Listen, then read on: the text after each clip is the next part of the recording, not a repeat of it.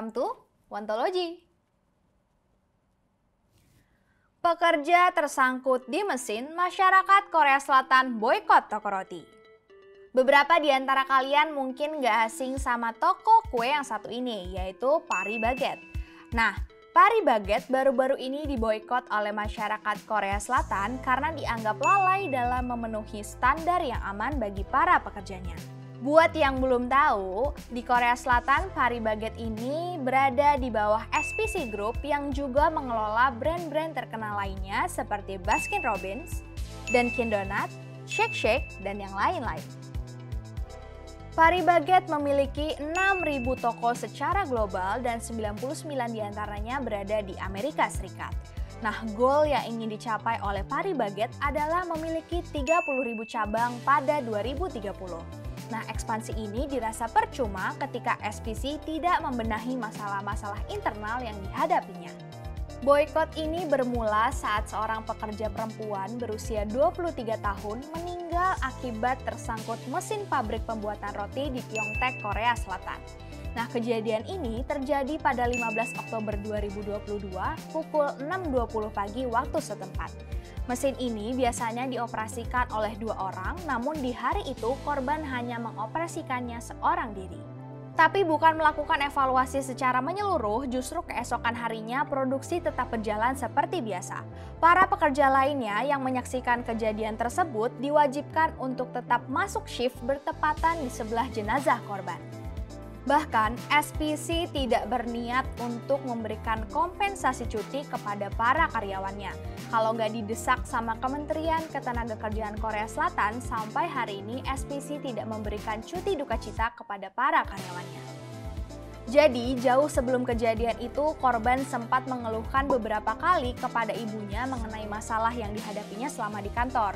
Nah, jam kerja yang gak manusiawi hingga beban kerja yang gak sepadan harus dilakukan korban setiap harinya. Kejadian ini terjadi saat pekerja perempuan tersebut tengah melakukan pekerjaan dengan durasi 12 jam setiap harinya. Dalam sebulan, ia bekerja selama 14 hari di shift malam dan 14 hari selanjutnya di shift siang.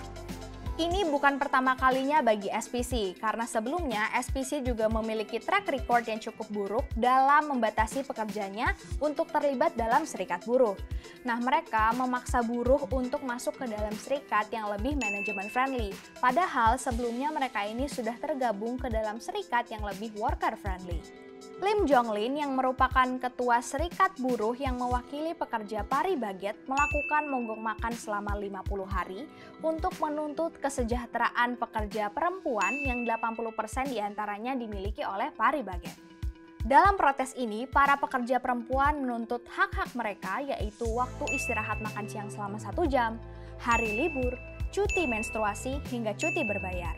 Nah, hal-hal ini dituntut karena kondisi pekerjaan yang tidak layak, yaitu perempuan dipaksa untuk bekerja di kondisi yang tidak aman dan hanya memakan roti saat shift malam dan juga shift siang.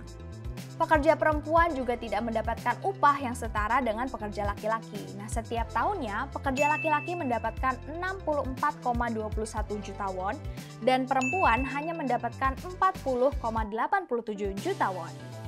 SPC Group dinilai lalai dalam memenuhi hak kesehatan dan keselamatan pekerjanya. Han In-nim selaku Secretary General of the Center for Workers' Health and Safety melakukan survei di tahun 2018 kepada 543 pekerja perempuan di Paris Baguette, Korea Selatan.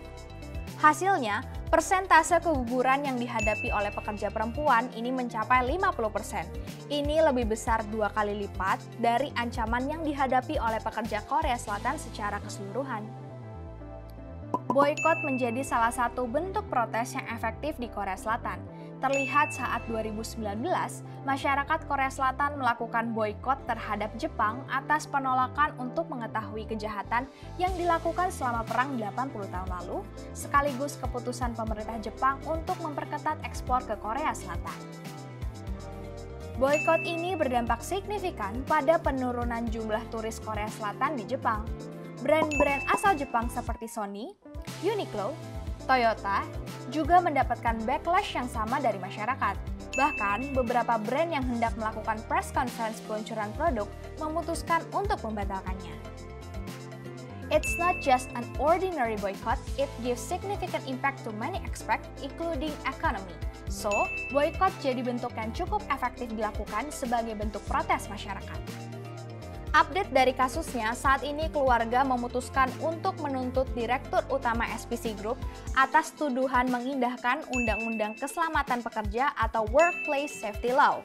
Workplace Safety Law yang efektif per Januari 2022 membuat pemilik usaha atau CEO yang memiliki pekerja lebih dari 50 dapat dituntut 1 tahun penjara dan denda mencapai 1 miliar won kalau terbukti melakukan kelalaian dalam pengawasan keamanan kerja.